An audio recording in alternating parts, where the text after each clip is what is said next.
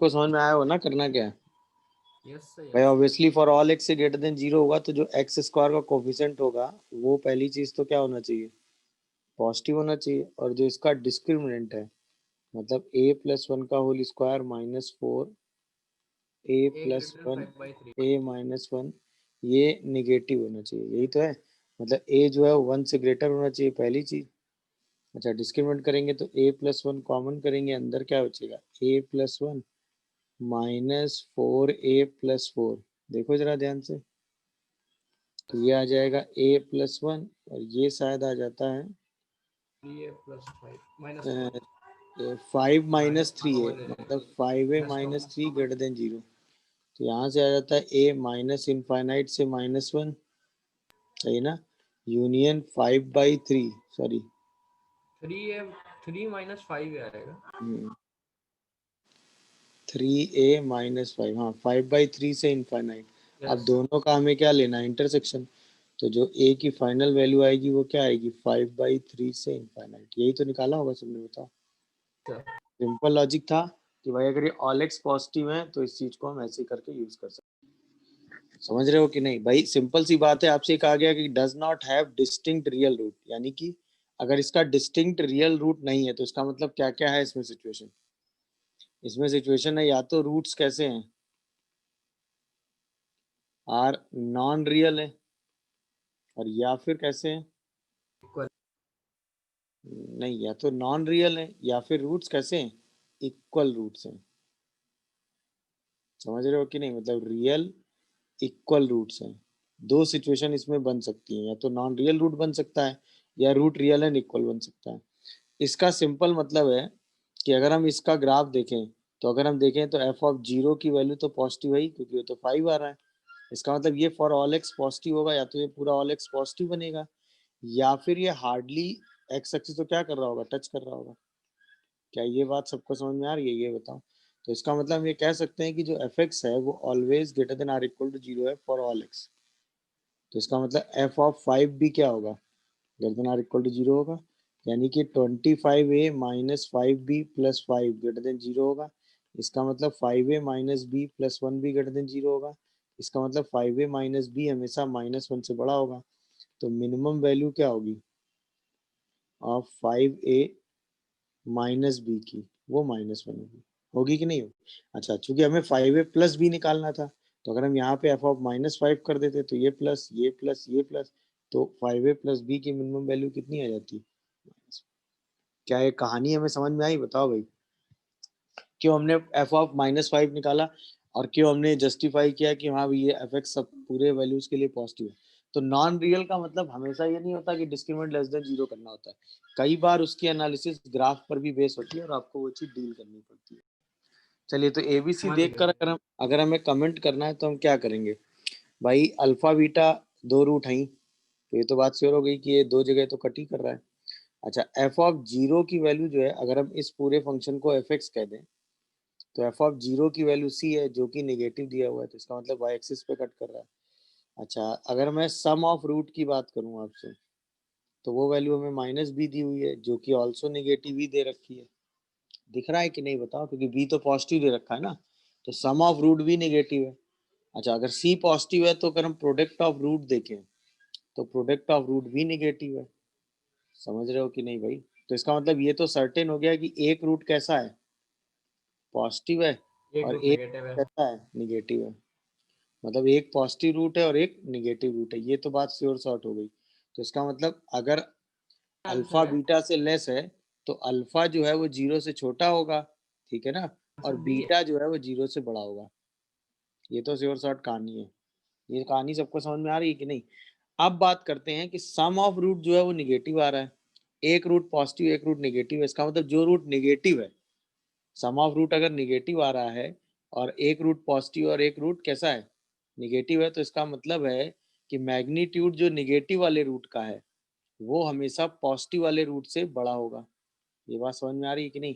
इसका मतलब अगर आप इस ग्राफ को ध्यान से ऑब्जर्व करो, अगर आप इस ग्राफ को ध्यान से ऑब्जर्व करो तो निगेटिव वाले रूट का मैग्नीट्यूड बड़ा होगा, जीरो पे कट कराओ कुछ ऐसा होगा, ये अल्फा होगा ये बीटा होगा, ये एफ ऑफ जीरो की वैल्यू होगी।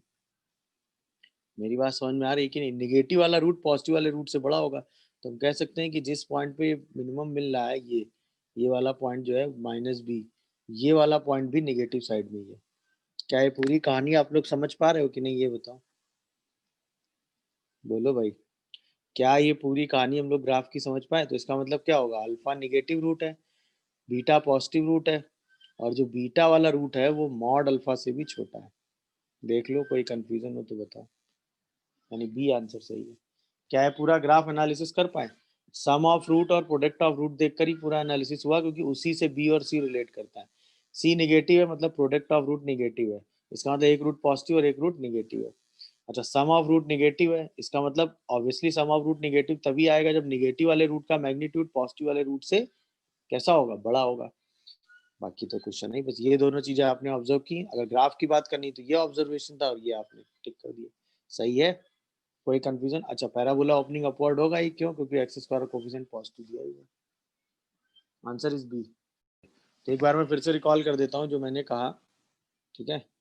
मैंने क्या कहा आपसे बताओ? मैंने आपसे कहा कि लोकेशन ऑफ रूट की बात कर रही for equation f x is equal to 0। यहाँ पे एफ एक्स इक्वेशन क्या दी हुई है, ए x square plus B X plus सी।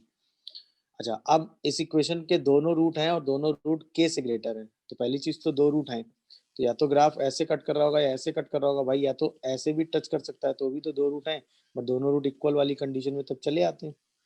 यानी कि दो रूट होने का मतलब d is greater than or equal to 0। अब दोनों रूट अगर के से बड़े हैं, तो अगर ए पॉजिटिव है तो एफ ऑफ के भी पॉजिटिव होगा, ए नेगेटिव है तो एफ ऑफ के भी नेगेटिव होगा। ए इंटू एफ ऑफ के का प्रोडक्ट हमेशा पॉजिटिव होगा, बट -b/2 के से आगे होगा, यानी -b/2 है ग्रेटर देन के होगा, तब दोनों रूट के से बड़े होंगे। अच्छा, दोनों रूट अगर के से छोटे होंगे तो सिर्फ चेंज कहाँ आएगा भाई, अगर ए पॉजिटिव है तो एफ ऑफ के अभी भी पॉजिटिव है, तो पहली चीज तो दो रियल या इक्वल रूट होने चाहिए, ए इंटू एफ ऑफ के पॉजिटिव होना चाहिए, बट जो अब -b/2 है वो के से लेस होना चाहिए। अच्छा, के अगर दोनों रूट के बीच में लाई कर रहा है, तो इसका मतलब अगर ए पॉजिटिव है तो एफ ऑफ के नेगेटिव हो जाएगा, -b/2 से अब कोई लेना देना नहीं है। अब जो रूट है वो सिर्फ डिस्टिंक्ट होने चाहिए, क्योंकि अगर इक्वल रूट हो गए तो उनके बीच में तो के कभी नहीं आ पाएगा, इसका मतलब d greater than or equal to 0 होना चाहिए, और ए यानी कोफिशिएंट ऑफ एक्स स्क्वायर और एफ ऑफ के मतलब इस एक्सप्रेशन में आप एक्स की जगह के रखेंगे, वो ऑलवेज अपोजिट साइन के होने चाहिए, मतलब उनका प्रोडक्ट नेगेटिव होना चाहिए। इसी को आप सॉल्व करके ये काम करेंगे। मेरी बात क्लियर हो रही है कि नहीं, बताओ। अच्छा, अब मैंने यहाँ पे स्पेस लिया हुआ है, यहाँ पे मैंने स्पेस क्यों लिया हुआ है उसका रीजन है, अब अगर मैं आपसे ये कहूँ कि बोथ रूट्स आर पॉजिटिव, तो बात सेम हो गई ना, सोचो। अब मैं आपसे कहूँ both roots are positive, important case है। अब जो दोनों रूट हैं आपके वो पॉजिटिव हैं, समझ रहे हो कि नहीं भाई? बोथ रूट्स आर पॉजिटिव, तो इसका सिंपल मतलब क्या हुआ कि दोनों रूट आपके कैसे हैं भाई, पॉजिटिव हैं। पॉजिटिव है मतलब किससे ग्रेटर है, सोचो, 0 से। पॉजिटिव मतलब किससे ग्रेटर है, 0, तो के की जगह क्या आ गया, 0। तो कंडीशन क्या लगेगी, दो रूट हैं, ए इंटू एफ ऑफ 0 भी पॉजिटिव होना चाहिए, और -b/2 किससे ग्रेटर होना चाहिए, 0 से। ये कंडीशन लग जाएगी। देख लो, कोई कंफ्यूजन आ रहा हो तो बताओ। बोलिए भाई, समझ गए कि नहीं सब लोग? बहुत सारी बुक्स में आप देखेंगे तो वहां पे भी सेम कंडीशन है, क्यों? क्योंकि एफ ऑफ 0 जो है वो सी होता है, ए इंटू सी मतलब प्रोडक्ट ऑफ रूट आ गया, -b/a आ गया मतलब सम ऑफ रूट आ गया, तो ऑब्वियसली दोनों रूट अगर पॉजिटिव है तो सम ऑफ रूट पॉजिटिव है, प्रोडक्ट ऑफ रूट पॉजिटिव है, और d greater than or equal to 0 है, बात वही है। बट चूंकि ये हमको पता है तो इसी से कनेक्ट करके हमने ये कंडीशन याद कर ली है। मेरी बात समझ में आ रही है? तो वो हम सम और प्रोडक्ट नहीं यूज करते हैं, हम यही वाली कंडीशन में बस के को उठा के क्या रख देते हैं, 0। आप सोचो कनेक्शन सर कितनी तेजी एंड होगा। हाँ बेटा। सर वहाँ पे जो सम ऑफ रूट्स होंगे वो मोर देन या फिर लेस देन 2k नहीं होंगे? लेस देन बेटा 2k। यहाँ तो के 0 है ना, तो 2k भी लिख के क्या कर लेना है तुमने? सर वो इसके पहले वाले केसेस में। नहीं नहीं, इसमें सम ऑफ रूट का हमने इसमें ये एफ ऑफ के प्रोडक्ट ऑफ रूट नहीं है ना, ये सम ऑफ रूट का कोई लेना देना नहीं है। अब यहाँ पे तो हमने मिनिमम वैल्यू जहां मिलती है जिस पॉइंट पे, वो पॉइंट के से आगे होगा, ये है। b मतलब कोफिशिएंट ऑफ x, a मतलब coefficient of x square, -b/2a is greater then k। ये केस सम ऑफ रूट वाला थोड़ी ना है, वो तो पॉजिटिव निगेटिव में हमने बताया कि सम ऑफ रूट्स के बारे में सोच सकते हैं, किताबों में ऐसा ही लिखा मिलेगा, बट चूंकि हमने ये कंडीशन पढ़ी है तो इसी कंडीशन से इसको लिंक कर दिया है, बस ये है। आप समझे कि नहीं? Yes sir, yes sir. हाँ, वहां ये सब सम ऑफ रूट, यहाँ पे सम और प्रोडक्ट में अपना टाइम मत वेस्ट करना, क्योंकि उसकी जरूरत नहीं है। यहाँ पे सिंपल ये कंडीशन, और इस कंडीशन को दिमाग में रखने के लिए ये चीज दिमाग में रखनी पड़ती है बस। ये ग्राफ अगर आपके दिमाग में चल रहा है कि बोथ रूट कैसे ग्रेटर है, तो ये कंडीशन आप हर बार आराम से लिख देंगे। मेरी बात समझ रहे हो कि नहीं? Yes sir. अब जैसे आपसे मैं कहूं कि बोथ रूट्स आर निगेटिव, तुरंत बताओ कंडीशन क्या होंगी? बोथ रूट्स आर निगेटिव, तुरंत दिमाग में बताओ कंडीशन क्या होंगी? अब दोनों रूट किससे लेस हो जाएंगे बोलो?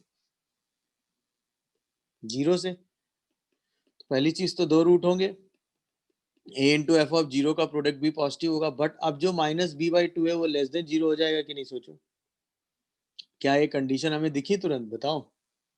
अब वही चीज हो गई, क्या क्या हो गई बताओ भाई? दो रूट हो गए, प्रोडक्ट ऑफ रूट कैसा हो गया? Positive, but sum of root इस बार निगेटिव हो गया क्योंकि दोनों रूट निगेटिव है। बोलो भाई, क्या ये बात आप लोग समझ पा रहे हैं मेरी, मैं जो समझाना चाह रहा हूँ? अरे हाँ या ना? अब अगर रूट्स अपोजिट साइन के हैं तो कंडीशन क्या होगी? 0 अब दोनों रूट के बीच में लाई करेगा। बोलो, क्या ये कहानी समझे कि नहीं सब लोग? अगर रूट्स अपोजिट साइन के हैं तो अब दोनों रूट के बीच में कहीं ना कहीं 0 लाई करेगा। तो पहली चीज तो दो डिस्टिंक्ट रूट होने चाहिए, और a इंटू एफ ऑफ 0 का प्रोडक्ट कैसा होना चाहिए? नेगेटिव। अब वही है, a इंटू एफ ऑफ 0 मतलब क्या हो गया? Product of root. अरे हाँ या ना? बोलो, क्या ये पूरा केस और सारी चीजें क्लियर हुई? अरे हाँ या ना? बोलिए। तो ये सारा कंडीशन हमने इन्हीं कंडीशन से ही बना दिया कि नहीं? हम वो सम और प्रोडक्ट वाली कंडीशन नहीं पढ़ते, हम बस ये वाला रिजल्ट दिमाग में रखते हैं और यहाँ पर के की वैल्यू को 0 रख देते हैं, बस ये फर्क है। आप समझे कि नहीं पूरा केस क्या चल रहा है? बताओ, बोलिए भाई, समझ गए कि नहीं सब लोग? अरे हाँ या ना बताओ भाई। हाँ सर। गुड। अब अगर मैं यहीं पे आपसे कह दूं कि both roots lie between k1 and k2, मतलब एक इंटरवल है k1 एंड k2, उसके बीच में दोनों रूट लाई कर रहे हैं। अब हमें इसकी बात करनी है। Both roots lie between k1 and k2, तो ऑब्वियसली अब हम तुरंत ऐसे बनाएंगे, ये k1 होगा और ये k2 होगा। तो अगर हम कहें कि a पॉजिटिव है तो अभी भी f ऑफ k1 और f ऑफ k2 का रिजल्ट कैसा होगा? पॉजिटिव। तो यानी कि दो रियल या डिस्टिंक्ट रूट होंगे। a into F of k1 अभी भी पॉजिटिव होगा, a into F of k2 निकालोगे वो अभी भी पॉजिटिव होगा। बट जो अब ये पॉइंट आएगा माइनस बी बाई टू है, जहां पर ये मिनिमम वैल्यू ले रहा होगा, वो वाला वैल्यू किसके बीच में लाई करेगा? k1 से k2 के बीच में। तब हम कहेंगे कि दोनों रूट हमारे इस इंटरवल के बीच में लाई करते हैं। क्या ये कंडीशन कैसे मैंने सोची होंगी, समझ में आया कि नहीं बताओ? तो ये चारों कंडीशन उस केस में आप यूज करेंगे। क्या क्या? पहली चीज, दो रियल या डिस्टिंक्ट रूट होने चाहिए। फिर a और f ऑफ k1 का साइन सेम है, तो यानी कि a अगर पॉजिटिव है तो f ऑफ k1 भी पॉजिटिव है, यानी दोनों का प्रोडक्ट पॉजिटिव है। तो इसके बाद जो माइनस बी बाई टू है वो k1 से k2 के बीच में होना चाहिए। ये मैंने क्यों बताया है? सपोज आप ऐसे ले लेते k1 और ऐसे ले लेते k2, तो ये तीनों कंडीशन तो तब भी वैलिड है। सोचो भाई, दो डिस्टिंक्ट रूट है, हाँ या ना? a और f ऑफ k1 का साइन सेम है, बट दोनों रूट k1 k2 के बीच में आ रहे हैं क्या? नहीं आ रहे हैं। तो उसके लिए माइनस बी बाई टू ए वाला जो पॉइंट है वो k1 से k2 के बीच में होना चाहिए, तभी वैलिड होगा। क्या ये कंडीशन कैसे सोची गई, समझ में आया सबको? बोलो, अरे हाँ या ना बताओ भाई।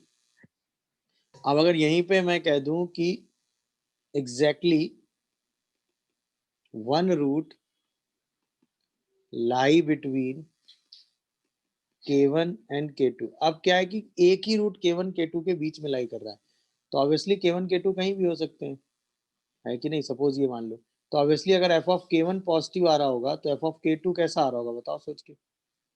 अगर f ऑफ k1 की वैल्यू हम कहते हैं पॉजिटिव आ रही है तो f ऑफ k2 की वैल्यू हमारे लिए क्या होगी? निगेटिव होगी। अब चूंकि एग्जैक्टली एक ही रूट लाई कर रहा है तो यानी कि दो डिस्टिंक्ट रूट होने चाहिए, और f ऑफ k1 जो है और f ऑफ k2 जो है वो अपोजिट साइन के होने चाहिए। क्या ये मेरी बात समझ में आ रही है कि नहीं बताओ? तो अब ये दो कंडीशन लगेंगी तो हम ये कह देंगे कि exactly one root is lie between k1 and k2। क्या ये बात मेरी समझ में आई? बताओ, बोलिए भाई। अब हम कह देंगे कि exactly one root is lie between k1 and k2। बोलिए, सारे केस क्लियर हो रहे हैं कि नहीं? बोलो भाई, हाँ या अच्छा। इसी क्वेश्चन को आपसे ऐसे भी पूछा जा सकता है कि one root greater than k1 and other root less than k2। तो ऑब्वियसली एक रूट k1 से बड़ा है और दूसरा रूट k2 से छोटा है, तो ये चीज आपसे ऐसे भी पूछी जा सकती है। उसमें भी आपको सेम ही रिएक्शन देना है, इस वाले कंडीशन में भी आपको यही वाला रिएक्शन देना है। मेरी बात समझ में आ रही है कि नहीं, ये बताओ। One root is greater than k1 and other root is less than k2। बात क्लियर हुई? बोलो, नहीं समझे? बोलो भाई, क्या ये बात समझ में आ रही है सबको? किसी को कोई कंफ्यूजन या डाउट हो तो प्लीज मुझे इन्फॉर्म करेगा। अरे हाँ या ना जवाब दो भाई। Yes sir. चलिए, तो अभी एक केस इसमें हम और लेने वाले हैं, क्या कि k1 k2 lie between the roots. सही है ना? k1 and k2 lie between the roots, मतलब अब जो वैल्यू k1 और k2 है वो दोनों रूट के बीच में लाई करती है, तब कंडीशन क्या होगी? तो ऑब्वियसली अब तुरंत दिमाग में ये वाला ग्राफ बना लेंगे। ये k1 है, ये k2 है, तो इसका मतलब पहली चीज दो डिस्टिंक्ट रूट होने चाहिए। तो अगर a पॉजिटिव है तो f ऑफ k1 निगेटिव है, और अगर a निगेटिव है तो f ऑफ k2 कैसा है? पॉजिटिव है। तो इसका मतलब ये कंडीशन होनी चाहिए उस केस में। देख लो आराम से, कोई डाउट या कंफ्यूजन आ रहा हो तो बताओ। डी पॉजिटिव होना चाहिए, ए एफ ऑफ k1 कैसा होना चाहिए? निगेटिव होना चाहिए। दिख रहा है कि नहीं सबको ये केस कैसे सोचा गया होगा? बोलो, अगर ए को पॉजिटिव ले रहे हो तो एफ ऑफ k1 और एफ ऑफ k2 दोनों निगेटिव है, यानी दोनों का प्रोडक्ट कैसा है? निगेटिव आ रहा है। अच्छा, माइनस बी बाई टू से हमें कोई लेना देना है नहीं। क्लियर हुआ कि नहीं? तो अगर दोनों रूट k1 k2 के बीच में है तो ये कंडीशन है, exactly one root k1 k2 के बीच में है तो ये कंडीशन है, k1 k2 lie between the roots है तो ये कंडीशन है। बोलो भाई, क्या ये पूरी कहानी सबको क्लियर हो रही है? किसी को कोई कंफ्यूजन या डाउट आ रहा हो तो बताओ। अरे हाँ या ना, किसी को कोई भी कंफ्यूजन या डाउट रह जा रहा हो तो बताओ। क्लियर हुआ? अब अब ऐसे सोचो, अगर आपसे ये कहा गया कि one root is greater than k1 and other root is greater than k2, तो उसमें ये वाला केस इन्वॉल्व हो गया, समझ में आया? ये वाला केस भी इसमें इन्वॉल्व हो जाएगा और ये वाला केस भी इसमें इन्वॉल्व हो जाएगा। आप समझे कहानी कि नहीं?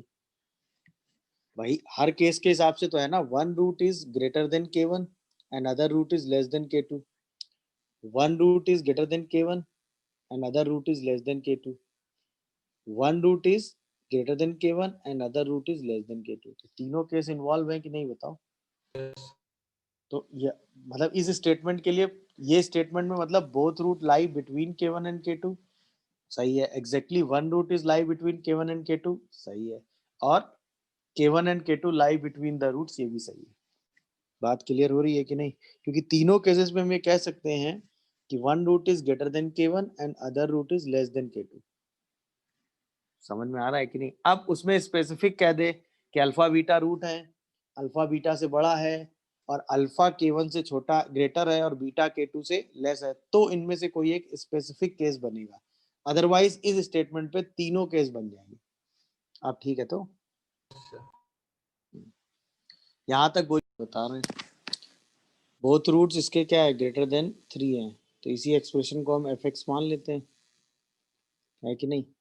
तो पहली चीज तो इसका डिस्क्रिमिनेंट क्या होना चाहिए? Greater than or equal to 0। यहाँ से क्या कंडीशन आ रही है डिस्क्रिमिनेंट से?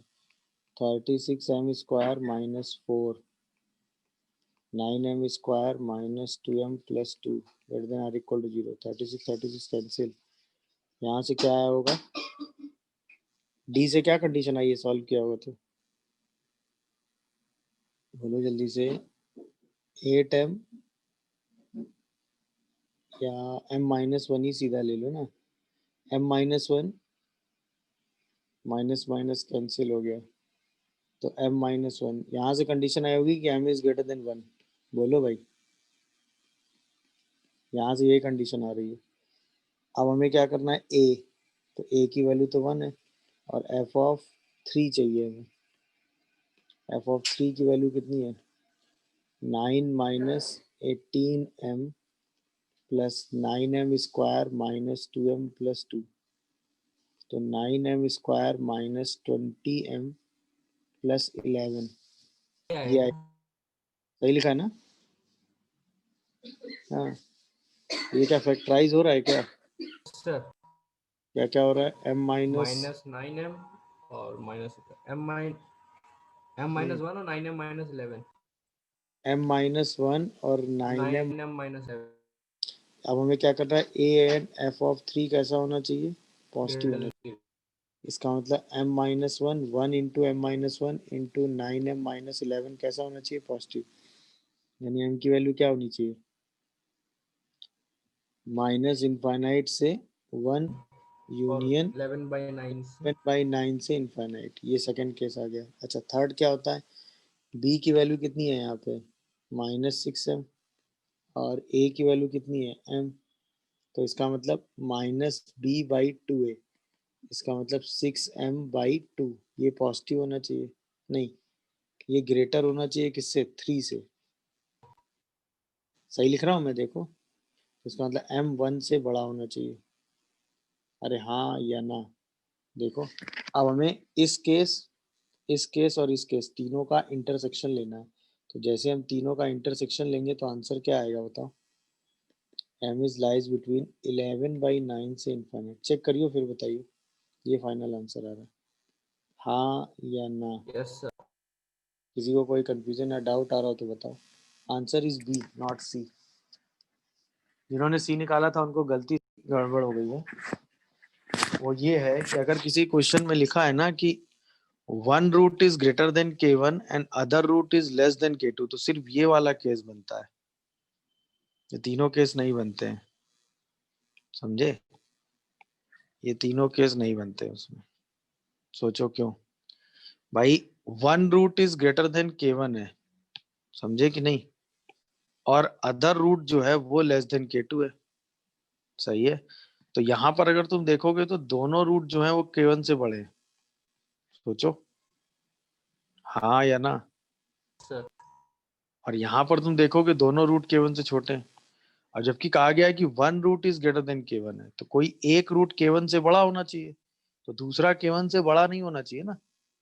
यस सर ये बात समझ रहे हो कि नहीं? और एक रूट k2 से छोटा होना चाहिए, तो दूसरा रूट k2 से छोटा नहीं होना चाहिए। यस मेरी बात क्लियर है? यहाँ पर आओ, one root is greater than k1 and other root is less than k2, समझ रहे हो? But one root is greater than k1, तो दोनों रूट k1 से बड़े हो गए ना? दिख सर। रहा तो है कि सिर्फ नहीं? एक ही आएगा, k1 k2 लाई सिर्फ, बिटवीन। हाँ, मतलब इस केस में सिर्फ यही चीज पॉसिबल होती है क्या, कि it means k1 and k2 lie between the roots. समझ गए कि नहीं ये बात? तो ये डिफरेंस ध्यान रखिएगा, अच्छा डिफरेंस है ये। मेरी बात समझे कि नहीं भाई? इसमें क्या डिफरेंस आएगा बोलो? तो जब ये सिचुएशन आएगी तो सिर्फ एक डिफरेंस आएगा कि आप यही डिफरेंस सोचेंगे।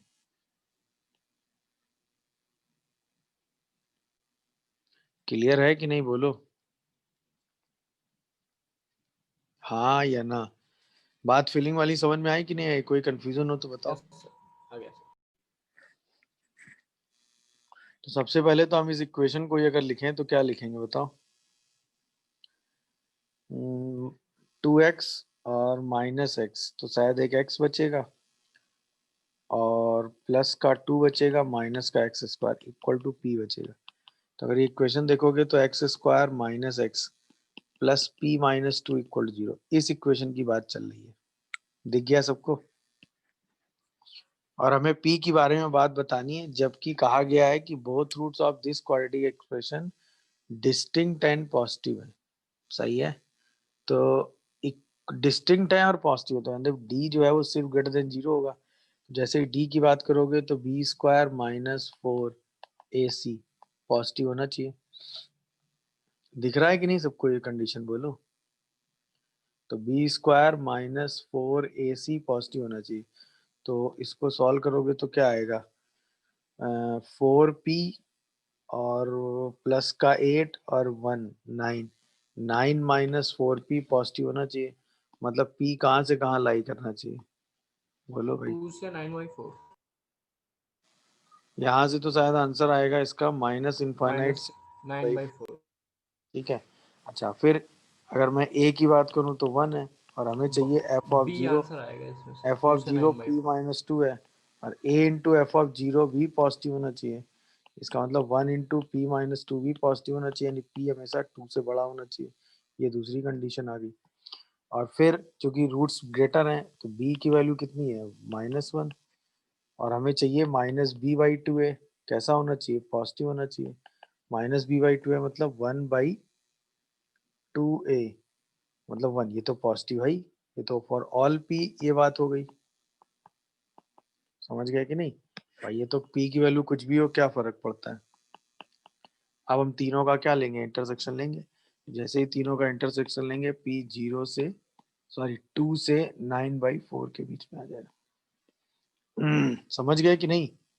यस। अब यहाँ पे आप वही sum of root product of root भी लगा सकते हैं, बट फ्लो में ये कंडीशन दिमाग में रखेंगे तो आपका कैलकुलेशन आराम से हो जाएगा और आप आंसर आराम से निकाल लेंगे। ज्यादा दिक्कत आपको होगी नहीं। क्या ये कहानी और केस सबको समझ में आ रही है? ये बताओ।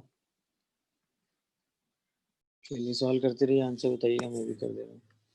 भाई लेस देन 5 है तो पहली चीज तो सी डिस्क्रिमिनेंट। सी अच्छा, सबसे पहले तो डिस्क्रिमिनेंट आएगा। डिस्क्रिमिनेंट मतलब 4k² minus 4k² plus k minus 5 ये होना चाहिए greater than or equal to 0। सही लिख रहा हूँ मैं? तो 4k² कैंसिल हो गया। यहाँ से आएगा k माइनस 5 लेस देन 0। इसका मतलब k जो है वो माइनस इनफाइनाइट से 5 के बीच में होना चाहिए। पहला तो यही हो गया। अच्छा, a की वैल्यू 1 है और हमें चाहिए f ऑफ 5। तो f ऑफ 5 कितना आएगा? 25 minus 10k plus k² plus k minus 5, यानी कि ये आएगा k² माइनस 9k और प्लस का 20 आ रहा है क्या? देखो, तो इसको हम ब्रेक करके लिख सकते हैं k माइनस 4 k माइनस 5। अब हमें कंडीशन लगानी है कि a इंटू एफ ऑफ 5 भी पॉजिटिव होना चाहिए। देखो जरा ध्यान से, यही तो कंडीशन लगेगी। तो जैसे ही ये कंडीशन लगाओगे तो क्या आएगा? 1 इंटू के माइनस 4 के माइनस 5 भी पॉजिटिव होना चाहिए। के कहाँ से कहाँ होना चाहिए? माइनस इनफाइनाइट से 4 होना चाहिए, यूनियन 5 से इनफाइनाइट होना चाहिए। इसके बाद हमें चाहिए b। b की वैल्यू कितनी है? -2k। तो हमें चाहिए -b/2a जो है वो 5 से कैसा होना चाहिए? लेस होना चाहिए क्या? सर। तो जैसे उसको हम 5 से लेस करेंगे तो इसका मतलब 2k/2 लेस देन 5 होना चाहिए। k हमेशा 5 से लेस होना चाहिए। अब इस कंडीशन और इस कंडीशन का हमें क्या लेना है? इंटरसेक्शन। जैसे इंटरसेक्शन लेंगे फाइनली आंसर क्या आएगा? माइनस इनफाइनाइट से 4। सही निकाला था। सही आंसर सी है। देख लीजिए, कोई माइनस इनफाइनाइट इनफाइनाइट से। से 25/4। हम्म तो पहले आंसर में जैसे आप एफ को देखेंगे तो लिखा हुआ है -x² प्लस 3x प्लस 4। तो ए निगेटिव है ना, तो तुरंत आंसर क्या होगा? -d/4 ही हमें चाहिए। तो -b² निकाल लो और बाई 4 इंटू ए कर दो। तो ये शायद 25/4 आ गया। तो रेंज कितनी आ गई इसकी? माइनस इनफाइनाइट से 25/4। यही आया होगा ना? ऐसे ही आंसर किया होगा इसका। गुड। सेकंड वाले का तरीका क्या है भाई? क्वाड्रेटिक बाई क्वाड्रेटिक है। इसका तरीका भी आपने सीखा है, क्रॉस मल्टीप्लाई कर देते हैं इसमें। याद आया कि नहीं? सेकंड वाले का भी तो तरीका हमने सीखा है ना भाई। क्या सीखा है बोलो? क्रॉस हाँ, y मान के क्रॉस मल्टीप्लाई कर देते हैं। तो वाई एक्स वाई स्क्वायर पे। Plus 2y(x) plus 3y is equal to x² plus 14x plus 9। फिर x में क्वाड्रेटिक बनाते हैं ना। बोलो भाई।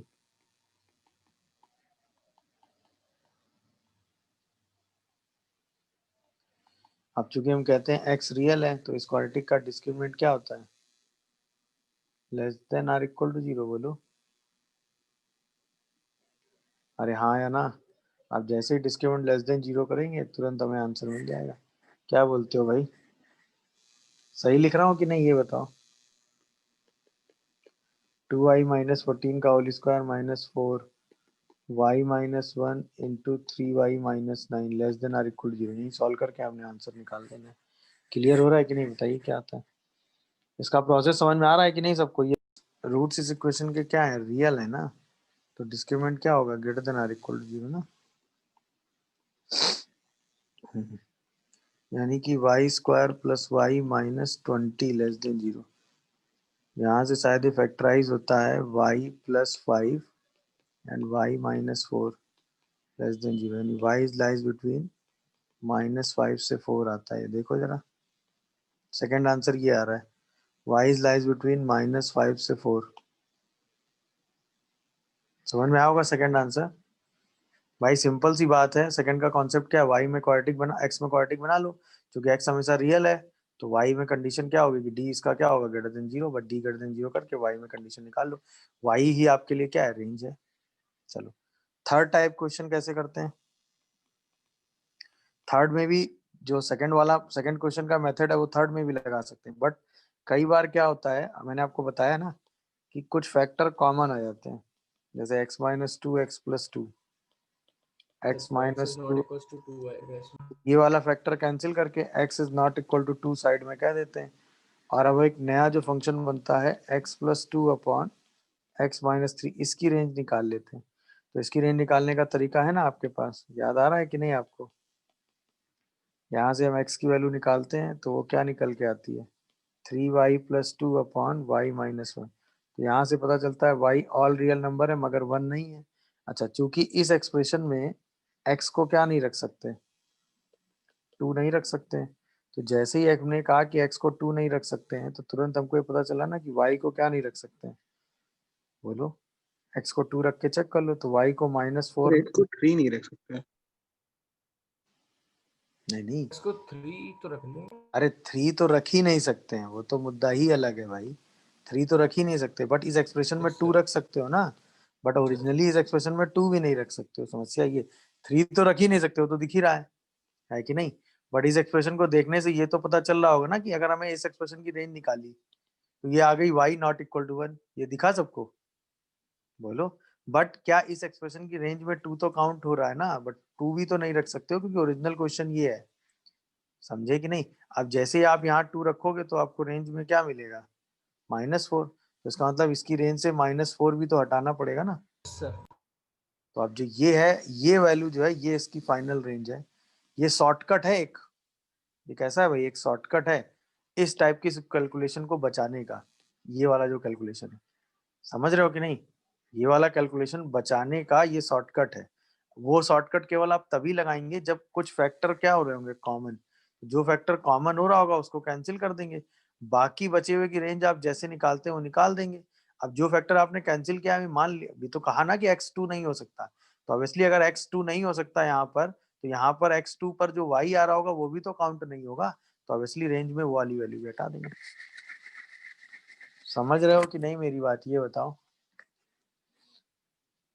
बोलिए। Yes, sir. जैसे एक बार मतलब एक अजीब सा क्वेश्चन ही फ्रेम करके पूछ लिया गया था, जैसे ये क्वेश्चन मैं आपसे पूछ लूं, find range of F x is equal to, देखिएगा जरा ध्यान से, x square minus 5x plus 6 upon x square minus 6x, sorry x cube, ठीक है, x cube minus 6x square plus 11x, ठीक है, और -6, इसकी रेंज आपको बतानी है। दिख रहा है कि नहीं, बताओ। अब क्या है, ऐसे सॉल्व करोगे तो फंस जाओगे, बट अगर आप इसको ध्यान से देखोगे तो ये x माइनस 2 एक्स माइनस 3 लिखा हुआ है, ये लिखा हुआ है x minus 1 x minus 2 x minus 3। अब हमने ये कैंसिल किए, है ना, और हमने अपना नया फंक्शन बना दिया x माइनस 1, और ये कह दिया कि x2 और 3 नहीं हो सकते हैं, 1 तो हो ही नहीं सकता, वो तो अंडरस्टूड चल ही रहा है। अब हमें इसी की रेंज निकाल देनी है और 2 और 3 वाली वैल्यू हटा देनी है। क्वेश्चन समझे करना क्या है। अब इसकी रेंज तो हम आराम से हर बार निकाल ही लेंगे ना, बोलो हाँ या ना। तो इसका मतलब y कोई भी रियल नंबर हो सकता है, किसको छोड़ के, 0, 2 रखोगे तो 1, 3 रखोगे तो हाफ, तो ये इसकी रेंज आ गई। नहीं समझे,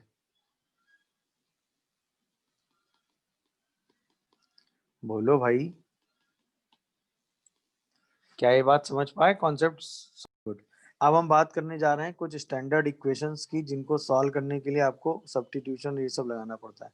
तो ये 5 क्वेश्चन सॉल्व करेंगे, 6 क्वेश्चन, इन्हीं से हम पूरा एनालिसिस कर लेंगे कि किस टाइप की इक्वेशन को सॉल्व करने के लिए हमें क्या रिएक्ट करना पड़ता है। चलो देखिए, सबसे पहली जो सिचुएशन आएगी उसमें जैसे हम मान लें क्वेश्चन नंबर 1 टाइप क्वेश्चन आ गया, इसको हमें सॉल्व करना है। ठीक है, तो ऑब्वियसली ये टाइप के क्वेश्चन क्या होते हैं, सब्स्टिट्यूशन पे बेस हो गए। तो तुरंत हम एक्स स्क्वायर को क्या मान लेंगे बताओ, टी, और तुरंत अपनी इक्वेशन को क्या लिखेंगे, 2t square minus 5t plus 2 equal to 0। यहाँ से हम t की वैल्यू निकाल के x निकाल देंगे। मेरी बात समझ रहे हो कि नहीं बताओ, बोलो। तो यहाँ से फैक्टर क्या होगा, 2t minus 1 and t minus 2, check करिए जरा। तो t की वैल्यू हाफ एंड 2 आती है, क्या मैं सही लिख पा रहा हूँ? तो x की वैल्यू क्या आ जाएगी, एक्स स्क्वायर को एक बार हाफ करेंगे, एक बार एक्स स्क्वायर को 2 करेंगे, तो x की value plus minus 1/√2 and x की वैल्यू प्लस माइनस √2 आ जाएगी। यही आपका आंसर हो गया। तो ये सब्स्टिट्यूशन हो गया। मतलब कई बार क्या होता है, किसी एक को fx मान के आप अपनी एक्सप्रेशन को क्वाड्रेटिक एक्सप्रेशन में चेंज कर लेते हैं। समझ में आया कि नहीं? तो वो fx मान के आप उसको क्वाड्रेटिक एक्सप्रेशन में चेंज करके चीजें उसी हिसाब से सिंप्लीफाई कर सकते हैं। मेरी बात क्लियर हुई भाई? ये सब्स्टिट्यूशन देख कर सबको बोलो गुड। सेकेंड टाइप देखिए, क्वेश्चन में क्या करते हैं, मतलब ये इस टाइप की सिचुएशन पे डायरेक्ट क्वेश्चन आ जाते हैं, इसलिए इंपॉर्टेंट। अब सेकंड में देखो, जब आपको ऐसा दिखे कि एक्स की पावर 4 का कोफिशिएंट और एक्स क्यूब और एक्स का कोफिशिएंट सेम है, समझ में आया? मतलब ऐसा हो ए एक्स की power 4 B x cube C x square plus B X plus A, ये वाली फॉर्म हो, समझ गए कि नहीं? तो इस फॉर्म में देखने से क्या पता चल रहा है, एक्स की पावर 4 और कांस्टेंट का कोफिशिएंट एक्स और एक्स क्यूब का कोफिशिएंट सेम है। तो अगर ऐसा है तो हम एक्स स्क्वायर से पूरी इक्वेशन को डिवाइड कर देते हैं। ये बन जाता है x square minus 5x plus 8 minus 5/x plus 1/x square equal to 0। अब हम x square plus 1/x square एक साथ करते हैं, माइनस 5x प्लस 1/x एक साथ कर लेते हैं और प्लस 8 इक्वल टू 0 कर लेते हैं। अब वही ऊपर वाला मेथड हम लगा सकते हैं कि नहीं, हम x प्लस 1/x को t मान लें, तो x square plus 1/x square हमारे लिए टी स्क्वायर माइनस 2 हो गया कि नहीं? बोलो। जैसे ये रखेंगे तो ये पूरा एक क्वाड्रेटिक एक्सप्रेशन बनेगा कि नहीं, बताओ मुझे, बोलिए। तो यहाँ से हम कह सकते हैं T square minus 5t plus 6 आ रहा है क्या, देखियो, इक्वल टू 0। यहाँ से t की वैल्यू क्या आएगी, 3 और 2, यानी कि एक बार x प्लस 1/x को 3 ले लो, एक बार x प्लस 1/x को 2 ले लो। जब 2 लोगे तो x की एक वैल्यू आ जाएगी 1, 3 लोगे तो x square minus 3x plus 1 0 आएगा। यहाँ से x सॉल्व कर लेंगे तो 3 plus minus root under 9 plus 4/2, यानी x की वैल्यू आएगी 3 plus minus root 13/2 and x equal to 1। देखिए क्या आंसर समझ में आया, तरीका क्लियर हुआ? तो कई बार आप ऐसे सब्स्टिट्यूशन करके भी सिंप्लीफाई कर सकते हैं, बट स्पेसिफिक फॉर्म के लिए सब्स्टिट्यूशन बनाया गया है। क्यों? जैसे आप एक्स स्क्वायर से डिवाइड करेंगे तो यहाँ पर ये और ये टर्म्स के कोफिशिएंट सेम है, तो x square plus 1/x square बनाएंगे। ये और ये सेम है तो x प्लस 1/x बनाएंगे। तो x प्लस 1/x को t मानेंगे तो x square plus 1/x square की वैल्यू आप उसी के टर्म में लिख सकते हैं और अपनी चीजें सिंप्लीफाई करके आप क्वेश्चन आगे बढ़ा सकते हैं। क्या ये बात हम सभी को क्लियर हो रही है? तो जैसे ये है, मतलब अब अगर आप इस इक्वेशन को देखेंगे तो x minus 2 x minus 3 x minus 4 x minus 6 equal to 6x square है। अब हमें ये x स्क्वायर यहाँ से यूज करना है, ठीक है ना? तो हम यहाँ पर ऐसे दो फैक्टर लेंगे, यहाँ पर हम ऐसे दो फैक्टर एक साथ लेंगे जिनके लिए a और b का प्रोडक्ट सेम आ रहा हो। मतलब जैसे अगर हम ध्यान से देखेंगे तो 6 इंटू 2 इज 12 और 4 इंटू 3 इज 12। अच्छा, ये दोनों हमने क्यों साथ लिए अभी आपको बताते हैं। जैसे आप इसको लिखेंगे x square minus 8x plus 12, आप इसको लिखेंगे x square minus 7x plus 12, दिख रहा है कि नहीं, इज इक्वल टू 6। अच्छा, एक्स स्क्वायर की जगह एक्स स्क्वायर से आपने पूरी इक्वेशन को डिवाइड कर दिया तो एक एक एक्स डिस्ट्रीब्यूट कर दिया। अब ये बना x प्लस 12/x माइनस 8, और ये बना x plus 12/x-7 equal to 6। तो आपको फील आ रही ना कि x प्लस 12/x को t लेने से क्वाड्रिक बन जाता है। तो ये बन गया t-8 t-7 इक्वल टू 6। यहाँ से हम सॉल्व कर लेंगे t। तो t square -15t plus 50 equal to 0। तो यहाँ से शायद t-10 और t-5 आ जाते हैं। तो t की वैल्यू 5 और 10 आ रही है, देखो जरा। अब t क्या है? t क्या है भाई? x square plus 12/x। तो एक बार इसको 5 कर दो, तो x स्क्वायर -5x प्लस 12। और एक बार x स्क्वायर प्लस 12/x को क्या कर दो? 10 कर दो, तो x स्क्वायर -10x प्लस 12। तो इसका डिस्क्रिमिनेंट नेगेटिव आया, तो नो रियल रूट होगा यहाँ से। सही है। और इसका डिस्क्रिमिनेंट क्या आएगा? 148। ये पॉजिटिव आ रहा है ना सर? यहाँ से x की वैल्यू आएगी -10 plus minus root under 100 minus 40 divided by 2। यानी x की वैल्यू आ रही होगी 5 प्लस माइनस रूट 13। चेक करियो सही लिखा है? यही आपका आंसर हो जाना चाहिए। अरे हाँ या ना? बोलिए भाई, समझ गए होंगे तरीका। ये तरीका हमने तब लगाया, यानी कि ये तरीका क्या कहता है वो शॉर्ट फॉर्म में लिख लो कहीं पे। ये इक्वेशन है ऐसी कि x minus alpha, x minus beta, x minus gamma, x minus delta is equal to a x square. तो इसमें हम अगर x मतलब ऐसे दो फैक्टर लेने हैं जिनके लिए प्रोडक्ट सेम हो, मतलब alpha beta equal to gamma delta है, तब आप ये मेथड लगाएंगे।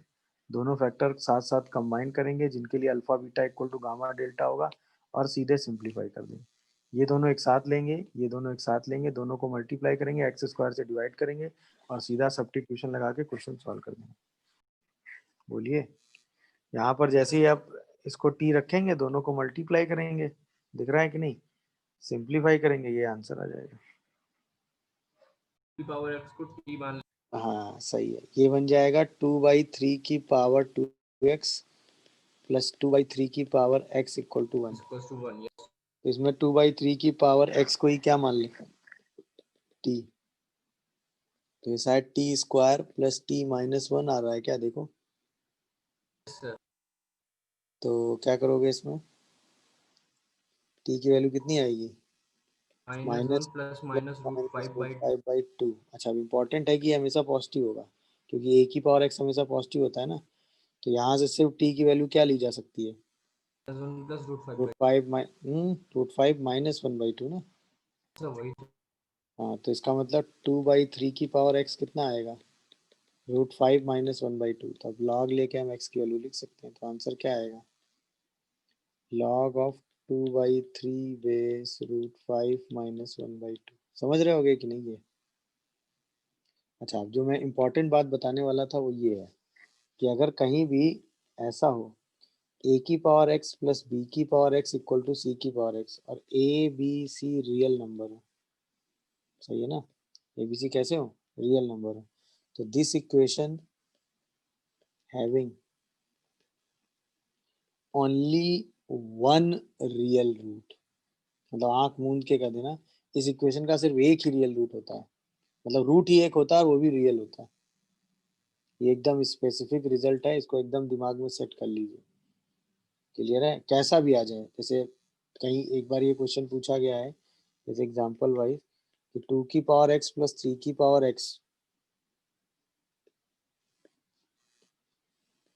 इक्वल टू 5 की power x, how many possible value of x only 1। Having one real root. अब वो क्या होगा ये आपका कंसर्न नहीं है, बट इस इक्वेशन का रूट सिर्फ एक ही हो सकता है। मेरी बात समझ आ रही है? तो ये स्पेसिफिक रिजल्ट है, इसको एकदम दिमाग में सेट कर लीजिए कि इस टाइप की सिचुएशन आएगी तो इस इक्वेशन का सिर्फ एक ही रियल रूट होता है हमेशा, एक से ज्यादा होते ही नहीं है, एक ही हो सकता है। क्या कर रहे हो इसमें? अब देखो जनरल मेथड पे है, हमने एक्स स्क्वायर से पूरी इक्वेशन को डिवाइड कर दिया, देखो ये बन गया कि नहीं। अब x प्लस 2/x को हमने सीधा t मान लिया, खत्म हो गया क्वेश्चन। बोलो भाई, t square plus 8 minus 60 equal to 0, समझ में आ रहा होगा।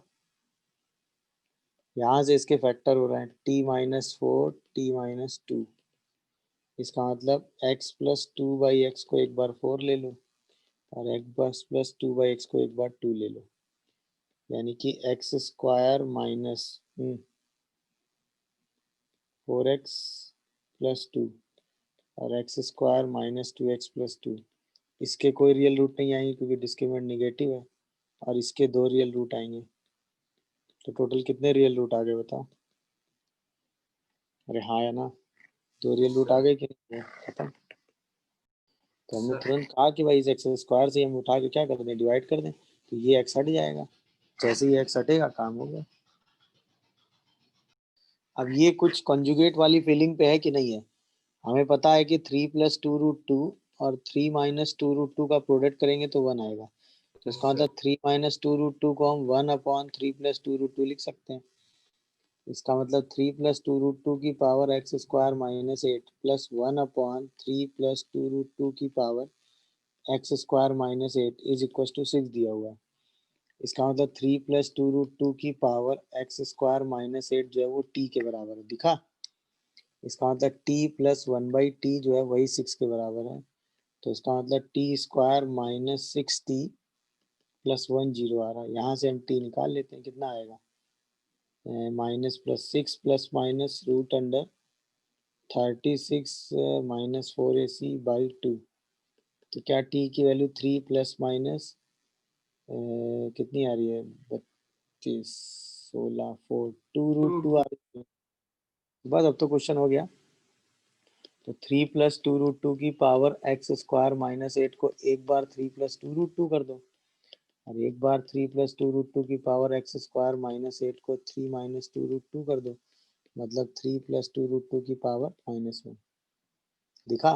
तो एक्स स्क्वायर माइनस 8 एक बार 1 होगा और एक्स स्क्वायर माइनस 8 एक बार -1 होगा, यानी कि एक्स की वैल्यू +-3 और +-√7 आ रही है। देखो भाई, कोई कंफ्यूजन आ रहा हो तो बताओ, दिखा कि नहीं बताओ मुझे।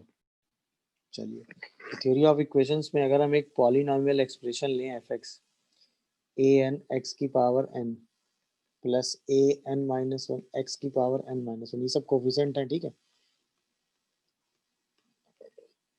And so on a1x plus a0 equal to 0, जहाँ पर n जो है वो एक नेचुरल नंबर है, सही है ना। और अगर ये nth डिग्री पॉलिनॉमियल है,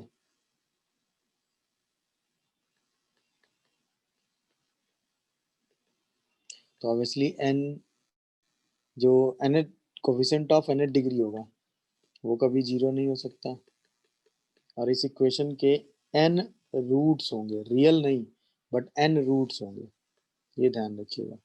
और अगर ये nth डिग्री पॉलिनॉमियल है तो an कभी 0 नहीं हो सकता, और इसके n रूट होंगे। अब अगर हम n रूट को लिखें तो उसके हिसाब से अगर मैं इन n रूट की बात करूँ, अच्छा n रूट की बात तो अभी होगी। अब अगर मैं यहीं पे ये कह दूं if more then n root, अगर इसमें हम ये कह दें कि इस इक्वेशन के मोर देन n रूट हैं, मोर देन n रूट्स, या क्या कह दें, इक्वेशन बिकम्स एन आइडेंटिटी, या कह दें इक्वेशन बिकम्स क्या, एन आइडेंटिटी। तो क्या होगा, जितने भी कोफिशिएंट आ रहे हैं an -1 an-2, ये सारे कोफिशिएंट किसके बराबर हो जाएंगे, 0 के। ये अगला रिजल्ट है, जैसे क्वाड्रेटिक का रिजल्ट था ना, सेम वैसा ही रिजल्ट यहाँ भी है, ये सारे एक्सप्रेशन क्या हो जाएंगे, 0। अब अगर हम कहें कि भाई, एक तो ये एनालिसिस हुआ, दूसरा जनरल एनालिसिस क्या है कि अगर α1 α2 से लेके αn आर n रूट्स, तो obviously x minus α1 x minus α2 से लेके x minus αn are the factor of F X, ये भी बात सही है। अगर ये सब fx के फैक्टर हैं तो इसका मतलब an x की power n an minus one x की पावर n माइनस वन से लेके a1 x plus a not को आप an x minus alpha one x minus alpha two से लेके x माइनस अल्फा n लिख सकते हो, इसमें कोई प्रॉब्लम नहीं है। समझ में आ रहा है कि नहीं? अगर ये n रूट है तो ये रिजल्ट आप आराम से लिख सकते हो, कोई दिक्कत नहीं है। अगर इस n डिग्री पॉलिनोमियल के n रियल रूट हैं तो ये सारे फैक्टर होंगे, तो हम इसको इस तरीके से हर बार रिप्रेजेंट करके लिख सकते हैं। बात समझ में आ रही है कि नहीं? अच्छा, इस रिप्रेजेंटेशन में जब मल्टीप्लाई करके कंपेयर करोगे तो एक रिजल्ट निकल के आता है, that is sum of product of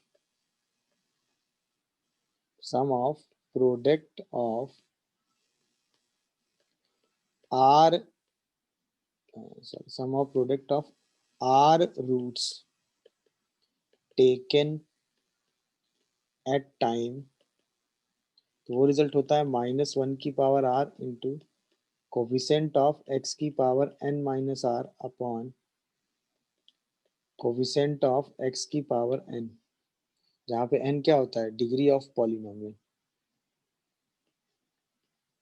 ये स्पेसिफिक कोफिशिएंट और इक्वेशन के रूट्स का रिजल्ट है, sum of product of r root taken at a time. समझ में आया कि नहीं? अब इसी रिजल्ट, यही सबसे इंपॉर्टेंट रिजल्ट है। अब इसी को अगर आप जनरलाइज करो तो जैसे मैं आपसे कहूँ कि एक क्यूबिक इक्वेशन है ए x cube plus B x square plus c x plus d equal to 0 और इसके रूट जो हैं वो हैं अल्फा बीटा गामा।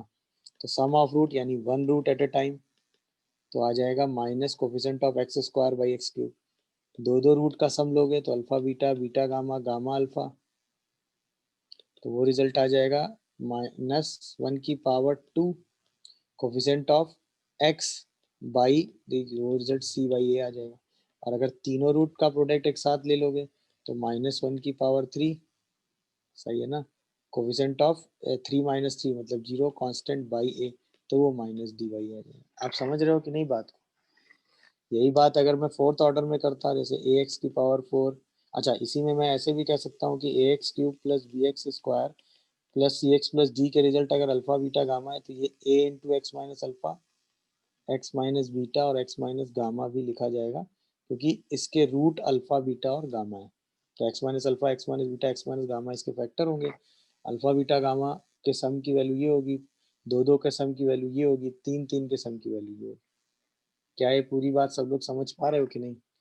अच्छा, यहीं पे अगर फोर्थ ऑर्डर हो जाता, b x cube C x square plus d x plus e equal to 0 और मैं कह देता कि इसके चार रूट हैं alpha beta gamma and delta, तो आप क्या कहते? चारों का sum alpha beta gamma plus delta, ये सब माइनस बी बाई आता। दो दो का सम लेते अल्फा बीटा अल्फा गामा फिर अल्फा डेल्टा फिर बीटा गामा बीटा डेल्टा और फिर गामा डेल्टा, ये हो जाता सी बाई ए।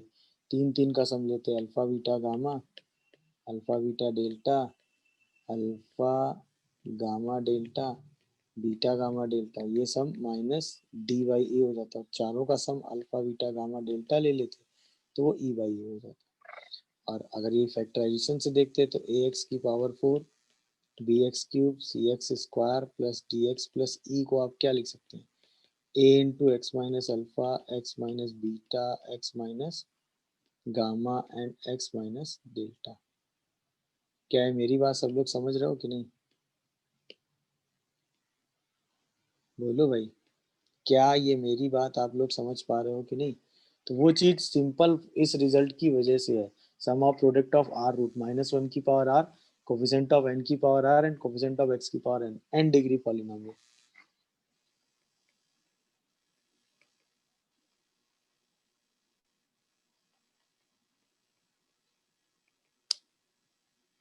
समझ गए कि नहीं? तो उसके लिए जनरल रिजल्ट है, बस ये रिजल्ट हम लगा के इस टाइप का कोई भी कोफिशिएंट का रिजल्ट लिख के जो रिजल्ट हमको जैसे यूज करना हो वो हम यूज करके आंसर अपने निकाल सकते हैं। भाई अगर इस इक्वेशन के रूट अल्फा बीटा गामा है तो alpha plus beta plus gamma अगर निकालोगे तो पता चल जाएगा 0 है, क्योंकि एक्स स्क्वायर है ही नहीं।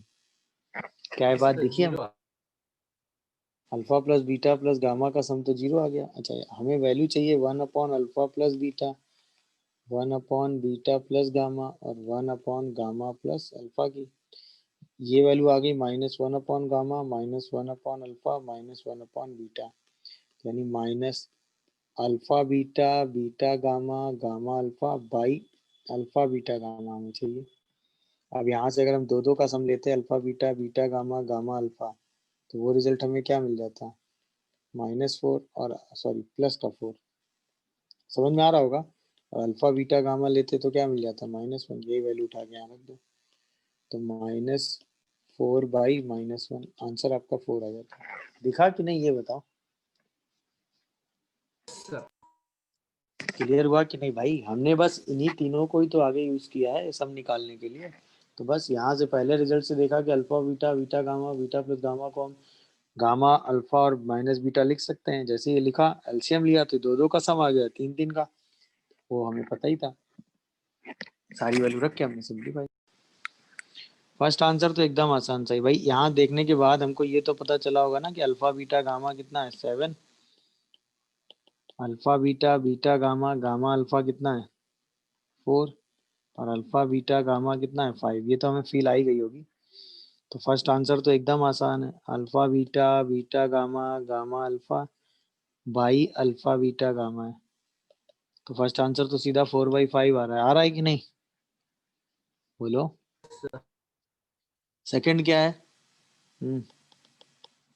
Alpha cube plus beta cube plus gamma cube. A cube plus b cube plus c cube क्या होता है, plus b a plus c plus b bracket में a plus square plus b square plus c square minus a b minus b c minus c a square plus b square plus t c square square minus a b a b minus minus b c minus सी। सी है बस, +3 ABC भी होता है ना, नहीं।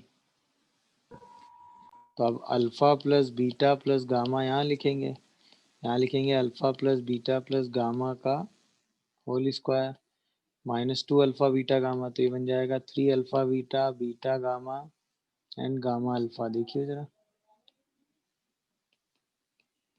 हाँ या ना, और प्लस का 3 अल्फा बीटा गामा। अब हमें सारी वैल्यूज यस पता, सर। सारी वैल्यूज उठा के रख दीजिएगा, हो जाएगा। गुड। सर थर्ड वाला कैसे करोगे, 24 आ रहा सेकंड का। हैं थर्ड वाला कैसे करोगे, एलसीएम ले लो मेरे हिसाब से तो 2 minus alpha 2 minus beta 2 minus gamma कर लो, सही है ना। फिर दो दो को मल्टीप्लाई करके यहाँ लिखना है, तो मतलब कि दो दो को अगर मल्टीप्लाई करोगे तो 2 minus beta 2 minus gamma 2 minus alpha 2 minus gamma 2 minus alpha 2 minus beta, ये आएगा शायद। तो अगर हम इसको रफली मल्टीप्लाई करके देखें तो ये आ जाएगा 4 minus beta plus gamma beta gamma, यही रिपीट करेगा। तो 4 4 4 कितना हो गया 12, -2 times of alpha plus beta plus gamma आएगा, है ना, और प्लस का alpha beta beta gamma and gamma alpha आएगा। चेक करिए जरा, और यहाँ पे आएगा 2 minus alpha 2 minus beta and 2 minus gamma. देखो, अब ये दोनों वैल्यू तो आपको पता ही है, ये आप आराम से सीधा सीधा रख देंगे। अच्छा, इसकी वैल्यू निकालने का टेक्निक है हमारे पास, क्या कि x cube -7x² plus 4x minus 5, अगर इसके रूट अल्फा बीटा गामा है तो x minus alpha x minus beta x minus gamma लिख सकते हो कि नहीं, बोलो। और x की जगह हमें क्या रखना है यहाँ पे 2, तो इसका मतलब 2 minus alpha 2 minus beta 2 minus gamma को हम क्या बोल सकते हैं 8 माइनस 28 प्लस 8 माइनस 5, देखो जरा 16 और 33, तो -17 आ रहा है क्या, देखो, बोलो भाई। अब तो बस सीधा वैल्यू रख के हमें आंसर लिखना है। तो 12 minus 2 into alpha plus beta plus gamma कितना था 7 ना, और alpha beta beta gamma gamma alpha कितना था 4, और डिवाइडेड बाई कितना आ गया -17, देखो जरा, तो आंसर आ जाएगा। क्या आ रहा है आंसर बताओ? -7 2/17 या -2/17? yes क्या आंसर आ रहा है भाई? -2/17 आता है। समझ गए कि नहीं तरीका? सेम तरीके से ये वाला क्वेश्चन सॉल्व कर लोगे कि नहीं ये बताओ? सेम एलसीएम लेके कर लेंगे कि नहीं बताइए? Yes sir. तो ये बात हो गई कि आपने थ्योरी ऑफ इक्वेशन से इस रिजल्ट को यूज करके किसी भी एक्सप्रेशन की वैल्यू आपको निकालनी हो, तो वो आप आराम से इसी एक्सप्रेशन को सिंप्लीफाई करके कर रहे हैं। वो दो पॉलिनोमियल की बात करने जा रहे हैं। एफ एक्स और जी एक्स हमें दो पॉलिनोमियल दी हुई है जिनकी डिग्री हमें कितनी दी हुई है? एम और एन। ठीक है, एम जो है वो एन से ग्रेटर है। ठीक है, तो अगर हम एफ एक्स पॉलिनोमियल को जी एक्स से डिवाइड करें तो वो क्यूसेंट टाइम्स पूरा पूरा डिवाइड होगा और एक रिमाइंडर पॉलिनोमियल आएगा। अच्छा, अगर इसकी डिग्री m है, इसकी डिग्री n है, तो जो क्यूसेंट बनेगा उसकी डिग्री m माइनस एन होगी, और जो इसकी डिग्री r होगी, जहाँ पे r की वैल्यू 0 1 2 से लेके कहाँ तक होगी? n। -1 ये ध्यान रखिएगा। ये जो नीचे लिखा हुआ है ना, नीचे जो डाटा लिखा हुआ है वो किसका लिखा हुआ है? डिग्री का। समझ गए? तो अगर हम एफ एक्स को जी एक्स से डिवाइड करेंगे तो ये सिचुएशन आएगी हमेशा। क्लियर है? अब एक इम्पॉर्टेंट बात ध्यान से देखिएगा। When F x divided by x minus alpha, सही है, तो जो रिमाइंडर आएगा, लीव्स रिमाइंडर कितना? बोलो। F of alpha. ये ध्यान रखिएगा, ये बहुत इंपॉर्टेंट स्टेटमेंट मैंने लिखा है। मतलब किसी भी एफ एक्स को अगर आप एक्स माइनस अल्फा से डिवाइड करते हैं तो हमेशा रिमाइंडर एफ अल्फा देता है।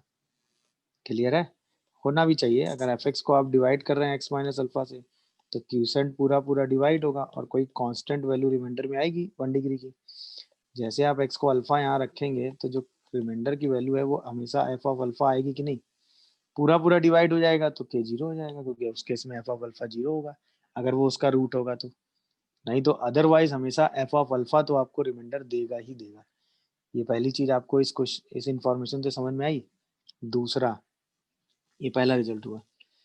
दूसरा, अगर मैं आपसे ये कहूं कि f x equal to zero and g x equal to zero having common root, मतलब सारे रूट कॉमन है, सही है ना? मतलब f x equal to zero और g x equal to zero में कॉमन रूट है, ऑल रूट्स आर कॉमन। या इसी को मैं ऐसा कह दूं कि g x divides f x, मतलब जी एक्स जो है वो एफ एक्स को डिवाइड कर देती है। या ये कह दूं तो इसका मतलब सिंपल है कि all root of g x equal to zero are the roots of F x equal to zero. समझ रहे हो कि नहीं? मतलब अगर जी एक्स एफ एक्स को डिवाइड करती है या f x equal to zero, g x में कॉमन रूट हैं सारे, सही है, तो ये सिचुएशन होगी। क्लियर है? ये ध्यान रखिएगा। अगर g x expression f x को कंप्लीटली डिवाइड कर रहा है या f x g x equal to zero के सारे रूट कहाँ है? F x equal to zero में है, तो ये सिचुएशन हमेशा वैलिड होगी, क्योंकि कॉमन रूट की यही सिंपल कंडीशन। तो कई बार एक्सप्रेशन ऐसे ही दिया जाता है कि इस इक्वेशन के सारे रूट इस इक्वेशन में लाई कर रहे हैं, तो ऑब्वियसली अगर दोनों इक्वेशन पॉलिनोमियल हैं और एक के रूट दूसरे में लाई कर रहे हैं तो वो उसको कंप्लीटली डिवाइड कर, यानी एफ एक्स अगर जी एक्स का डिविजिबल भी है तो भी all root of g x equal to zero is the root of F x equal to zero. जैसे ये एग्जाम्पल देखिए, ये इसको कम्प्लीटली डिवाइड करता है। अगर हम इस इक्वेशन की बात करें तो इस इक्वेशन के रूट 1 और 2 हैं, तो यानी 1 और 2 इस इक्वेशन के भी रूट होंगे कि नहीं? यानी x equal to 1 and 2 roots of F x equal to zero, यानी एफ ऑफ 1 भी जीरो होगा, एफ ऑफ 2 भी जीरो होगा। जैसे एफ ऑफ 1 को जीरो करोगे तो 2 minus 13 a plus b zero आ जाएगा। जैसे एफ ऑफ 2 को जीरो करोगे तो ओ, ओ, ओ, 2a प्लस बी भी जीरो आ जाएगा। इन्हीं तीनों को सॉल्व करके हम क्या निकाल लेंगे? क्या ये तरीका हमें समझ में आया? पहले ये बताओ। तो ऑब्वियसली अगर रूट्स एचपी में है तो इसका मतलब हमें क्या दिया हुआ है? अल्फा बीटा गामा इन एचपी। तो हमने पढ़ा है ना कि 2/बीटा किसके बराबर होगा? 1/अल्फा प्लस 1/गामा के।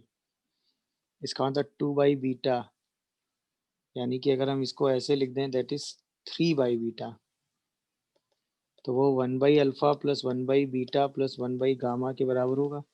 इसका मतलब alpha beta beta gamma gamma alpha जो है बाई अल्फा बीटा गामा के बराबर होगा। अच्छा, अगर इसके रूट यही थे तो alpha plus beta plus gamma p था, alpha beta beta gamma gamma alpha जो है वो क्यू था, और अल्फा बीटा गामा जो है आर था।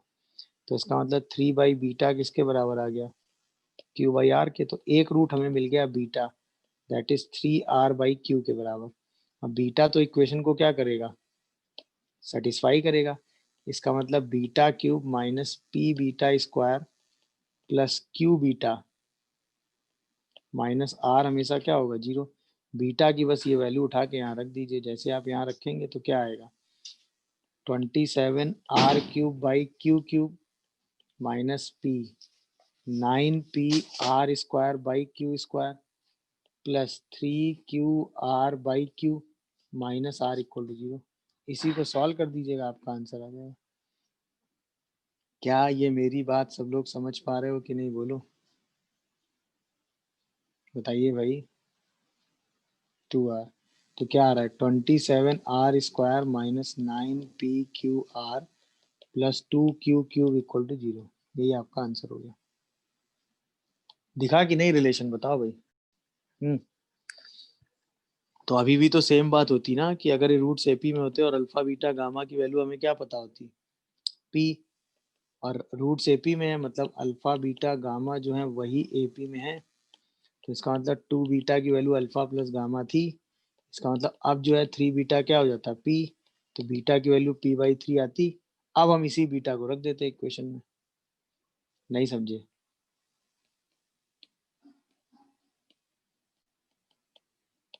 बोलिए, क्या ये बात हमें समझ में आ रही है?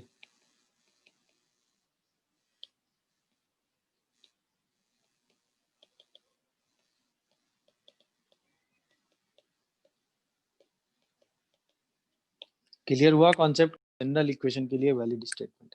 स्टेटमेंट क्या है? कोई भी इक्वेशन आपके सामने अगर एफ ए और एफ बी का प्रोडक्ट निगेटिव है तो एक real root f x equal to 0 का ए से बी के बीच में होगा ही होगा। यानी अगर हमें कहीं ये प्रूव करना हो कि एक रूट ए से बी के बीच में है तो हम बस ये प्रूव कर दें कि एफ ए और एफ बी निगेटिव है। तो अगर ए और बी पे अपोजिट साइन की कंडीशन है तो एक रूट उसके बीच में आएगा। एक से ज्यादा कितने भी आ सकते हैं, मेरी बात समझ आ रही? बट कम से कम एक रूट जरूर आएगा ए से बी के बीच में, अगर ये कंडीशन वैलिड है तो। समझ रहे हो कि नहीं मेरी बात? तो रिपीटेड रूट का मतलब ये होता है कि अगर मैं आपसे कहूं कि polynomial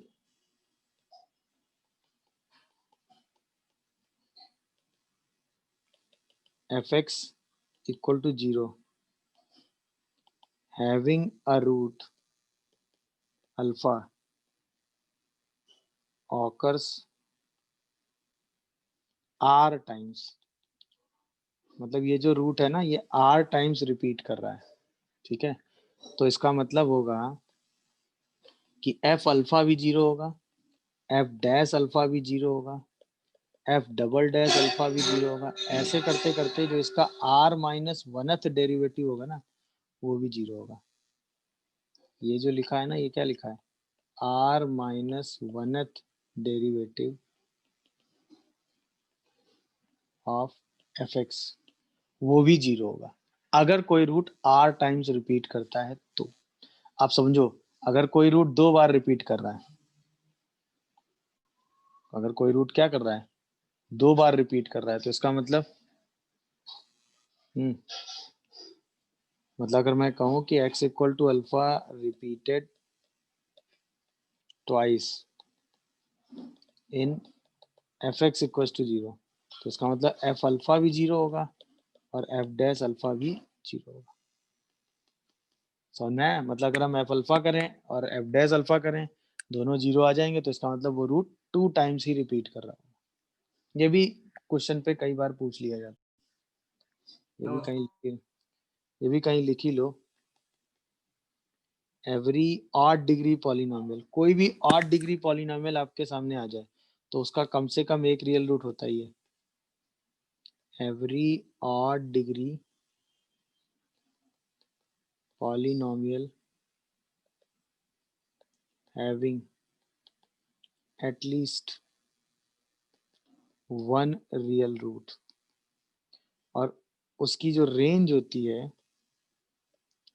range of odd degree polynomial function,